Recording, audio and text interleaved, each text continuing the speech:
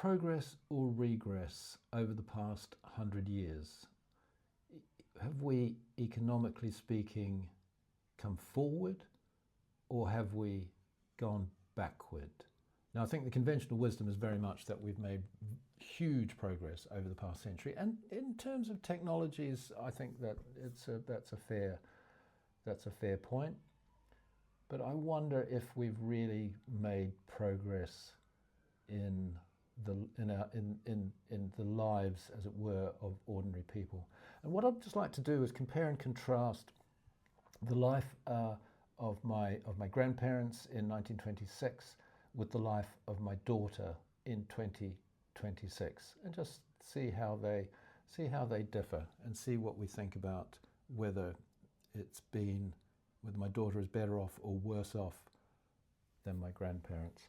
So 1926, so my grandparents, Arthur is in his early 30s, Violet is in her late 20s. They have my aunt, who was 2 years old at that time, and 1926 was the year in which my mother was born. Arthur and Violet have 7 years of primary education each, so they can read, they can write, they can do arithmetic. They have a secure 3-bedroom family home. So a room for boys, a room for girls, a room for the parents, and they have a secure tenure on that family home for their lives, for the rest of their lives.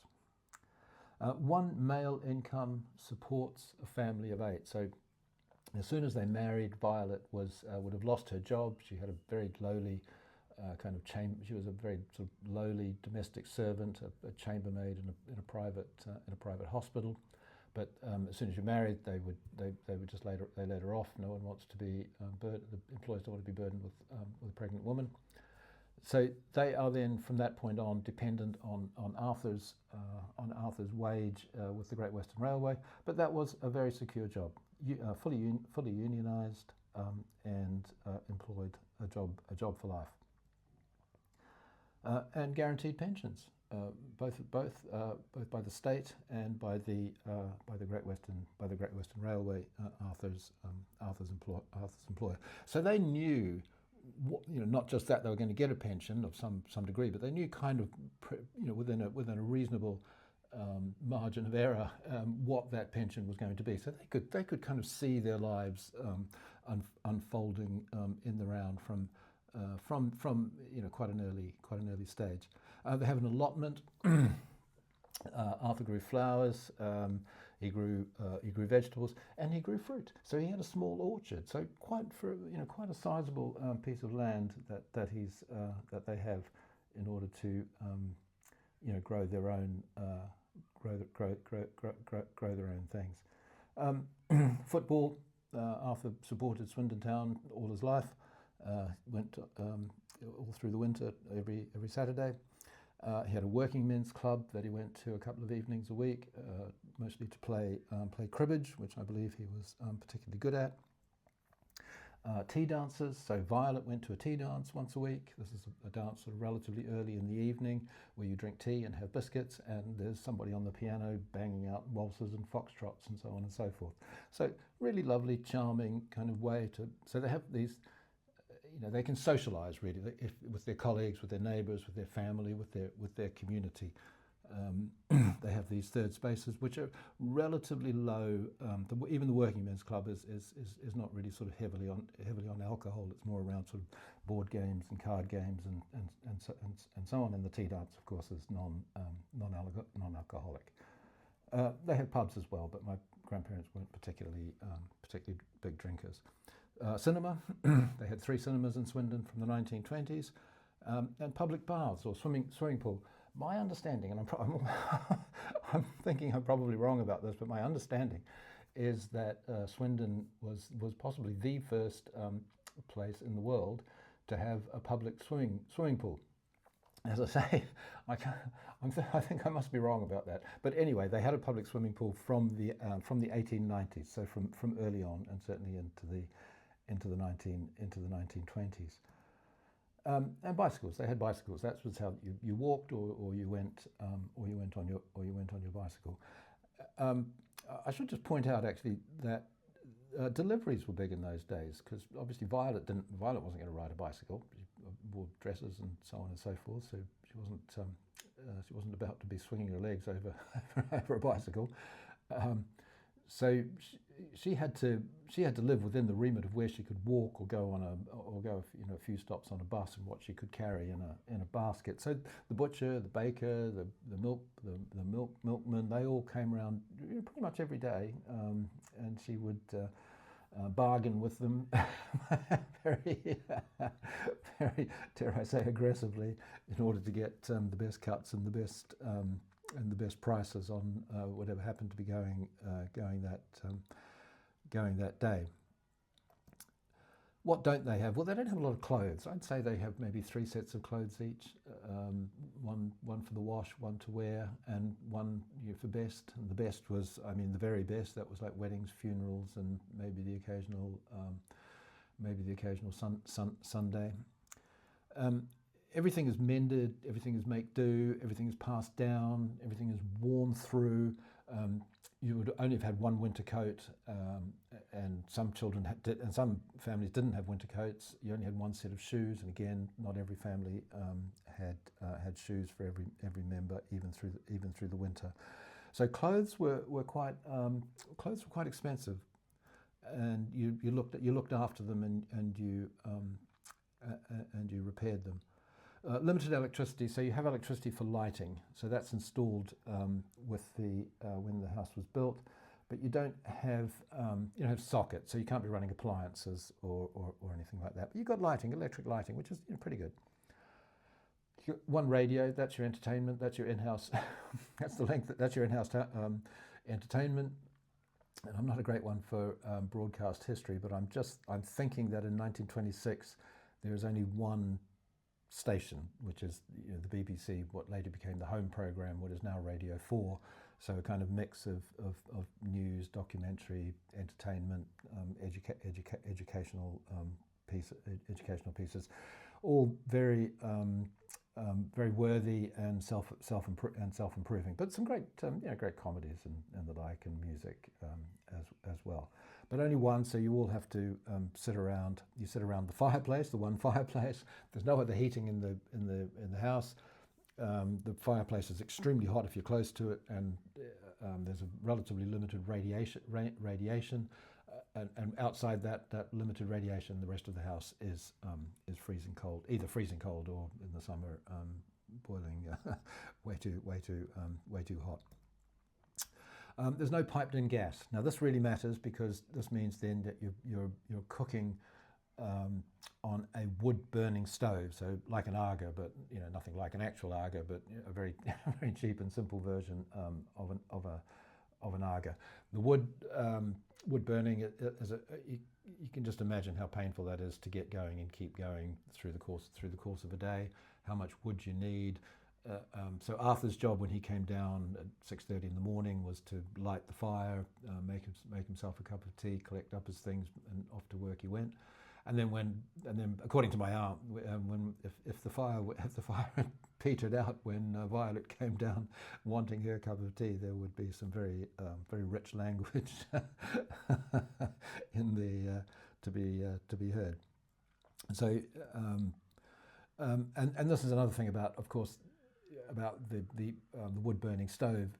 You've got no running hot water, so all your hot water has to be boiled or heated on the stove, and that's, you can imagine trying to bathe 6 children, trying to bathe Arthur when he comes home from the foundry, trying to boil water for cooking, trying to do the laundry with for a family of 8. So you see how intensely busy and difficult and challenging Violet's day is. That she's this stay-at-home mother malarkey back in those times.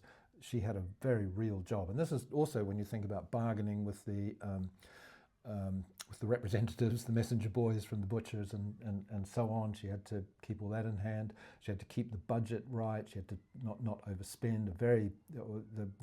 one income, but it's one income of a foundryman who's got he's got an unskilled job, so it's at the very lowest end of a secure income.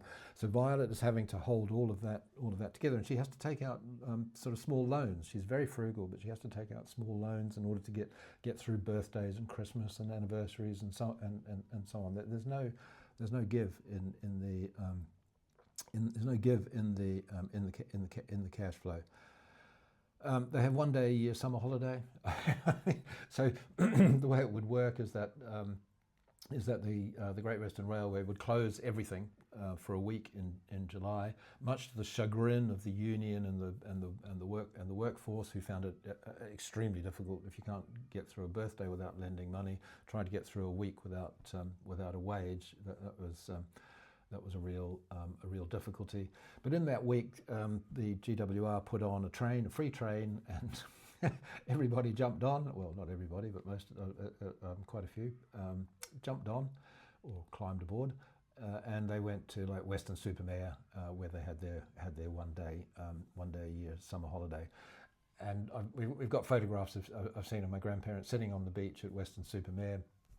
Arthur is in his collar and tie and his coat, with his shoes and socks all well laced up, and he's just the one concession he's got to being on his holiday is that he's rolled up his trousers to just below his just above the line of his socks. And Violet is just as fully clothed as her ever-loving husband. The other thing they don't have, oddly enough, is a public library. They do have what they call the Mechanics Library. The Mechanics Association, I guess it would have been called, was a kind of branch of the union, sort of a kind of welfare, to provide welfare services. And they had a library, but I'm sure, I suspect it was full of Marx and Lenin and all the rest of it. And there might have been a bit of entertainment at the edge, but I'm sure it was all extremely worthy and self-improving. They don't get a public library until 1942, which I think is quite late for a town as prosperous as Swindon. My understanding is that on its first week that they loaned out 3,000 books, which was apparently a staggering number, and I'd be pretty sure that my mother and my aunt were at the front of the queue. So that's their life in a few basic headings. I mean, in 1926, a lot of security, got a home, got an allotment, lots of places where you can socialise with your community, with your family, with your friends, with your colleagues, and not really such a bad. And you're eating, you've got food, you've got clothes, you've got the things that you need for a healthy and worthwhile life. The bicycles are quite so Arthur would ride his bicycle to work. He was apparently left half an hour early in case he got a puncture. He didn't want to ever be late. I dare say, even though the jobs were unionised, they were still pretty stringent in terms of getting the workers there on time and doing what they wanted them to do. But my mother and my aunt, as they grew older, the bicycles were just a huge benefit, that they could ride out to Cricklade, ride into the countryside, ride to the source of the Thames, and so on. That gave them a lot of freedom, and really transformed the lives of some young women in those days. So let's leap ahead to 2026, and now we have my middle class daughter who has 20 years of full-time education. So she starts from around the age of 4 or 5, and she's in her mid-20s before she finally gives it up. She went, as luck would have it, to a very good grammar school in North London. She went to very good universities, and has two good high level degrees. So what does her look like? Fast fashion, wear and dispose. She has clothes, just piles of the damn things that she wears once, she wears twice, she sends back, she recycles, she passes on, she chucks away. she's got so many she's got so much stuff that she actually that she actually has to rent a storage space to put it in, where it just sits there and does nothing, just rots and takes up rent. Ready meals, door delivery, takeaways. She doesn't really need to cook at all, and doesn't have much inclination to do so. Global travel. I mean, Arthur and Violet, Weston-super-Mare was the limit of their geographical range.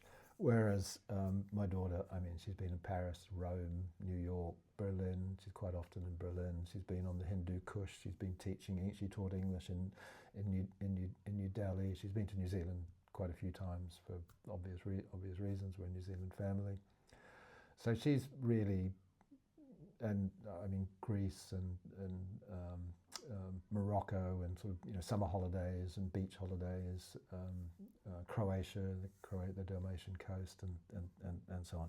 She's seen a lot of the world, as would most people of her generation. She has a private car. I don't know why she has a private car in London, but there you go. She has a private car. Football. My daughter doesn't follow the football. I don't know that, but there are places to go. Certainly around Shoreditch, where you can go dancing in the evening. There are nightclubs. There are pubs. There are third spaces. They tend to be much boozier and much more expensive and much more than the kind of relative than the kind of spaces, clubs, and so on that Arthur and Violet had available to them. Obviously, central London, there's a cinema, there's swimming pools, gym is a new development, so that wouldn't have been for Arthur and Violet. Wouldn't have had that. Domestic appliances, irons, electric cookers, piped-in gas, washing machines, tumble dryers, so on and so forth. On and on it goes. No shortage of all that kind of thing. Domestic appliances, should remember the running hot water. People really need to appreciate running hot water a lot more than I think they do. Entertainment, streaming music, film, TV. I mean, just where does all that? It's just non-stop, absolutely non-stop. You can't have a minute to yourself during the entire day that you're not scrolling, you're not streaming, you're not engaged, you're not producing content, you're not consuming content, on and on. It's floods of the damn stuff. What has she not got? She's got no job security. She works on 0-hour contracts. So when they want her, they let her know to come in. She works the hours that they have, and then she goes away. She doesn't get paid for anything that she doesn't do.